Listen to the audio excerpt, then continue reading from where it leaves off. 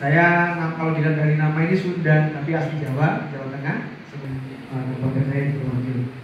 Kemudian sebelum di sini saya jadi Kapolres Entrekan kurang lebih 1 tahun.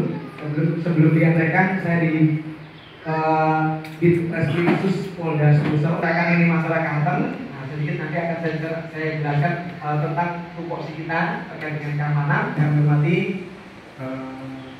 pergaulan tadi ya. Oh ya, saja.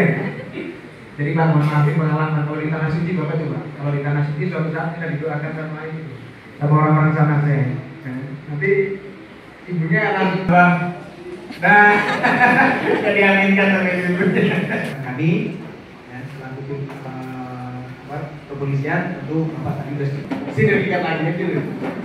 Bahkan mohon maaf tadi saya bilang sama beliau sama Pak Faisal bahwa saya dulu tahu waktu masuk pangkat AKP aja saya sudah bergabung dengan Pak Abi.